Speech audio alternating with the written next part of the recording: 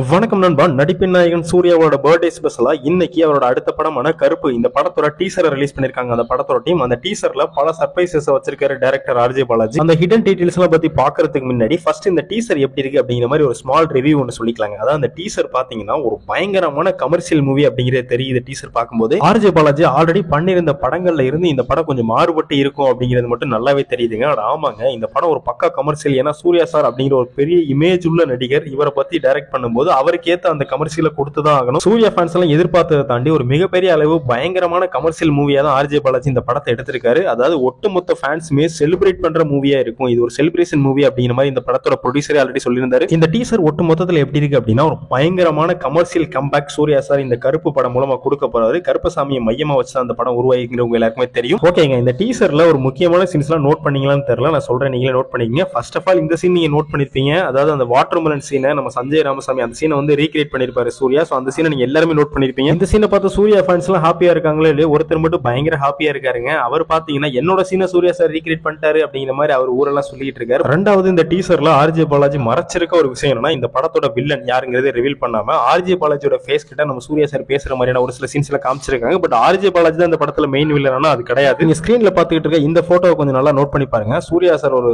Climax fight scene மாதிரி இருக்கு. இதான் கிளைமேக்ஸ் ஃபைட் சீன் போல. இந்த சீன்ல அவர் ஒருத்தர் அடிச்சுக்கிட்டு இருக்காரு. அவர் தான் மெயின் வில்லன். சோ அவரை பார்க்கும்போது எனக்கு பாபி சிம்மா ஞாபகம் தான் வருது. சோ அவரை மாதிரி இருக்கு. சோ ஆக்சுவலா அவர் அதுல வில்லனா இருக்கிறதுக்கான வாய்ப்புகள் அதிகமா இருக்கு. இதெல்லாம் ஒரு பக்கம் இருக்கட்டுங்க. இன்னொரு தரமான ட்விஸ்ட் இந்த டீசர்ல ஆர்ஜே பாலாஜி வச்சிருக்காருன்னா நீங்க நம்புவீங்களா? ஆமாங்க, டீசரோட எண்ட்ல நம்ம சூர்யா சாரோட கையை இன்னொரு கை வந்து பிடிக்கிற மாதிரி இருக்குல்ல, அந்த கை வந்து இன்னொரு சூர்யா, அதாவது இந்த படத்துல சூர்யா அவர்கள் டூயல் ரோல் பண்றாருங்கிற மாதிரி சொல்றாங்க. எனக்கு சூர்யா சாரோட லுக்ஸ் எல்லாம் பார்க்கும்போது வேலு படம் தான் கொஞ்சம் கொஞ்சம் ஞாபகம் வந்தது. இதே போலதான் வேலு படத்துல சூர்யா சார் டூயல் ரோல் பண்றதை ரிவீலே பண்ணாம கடைசியா தியேட்டர்ல போய் பார்த்தா ஆடியன்ஸ் தெரிஞ்சுக்கிட்டாங்க. அது போல பயங்கரமான சர்ப்ரைஸா இருக்கட்டும் சொல்லி ஆர்ஜே பாலாஜி ரிவீல் பண்ணாம கூட வச்சிருக்கலாம். வெயிட் பண்ணி பாப்போம்டா. பட் நான் ரொம்ப எதிர்பார்த்தது என்ன அப்படின்னா இந்த டீசர்ல ரிலீஸ் டேட்டை மென்ஷன் பண்ணிடுவாங்க அப்படிங்கிற மாதிரி எதிர்பார்த்தேன். பட் அது இன்னும் மென்ஷன் பண்ணல. வெயிட் பண்ணி பாப்போம்டா. இந்த வீடியோ பார்க்குற நீங்க சொல்லுங்க, கருப்பு படத்தோட டீசர் எப்படி இருந்தது அப்படிங்கிறத நம்ம சேனலை மறக்காம சப்ஸ்கிரைப் பண்ணிருங்க. தேங்க்யூ நண்பா.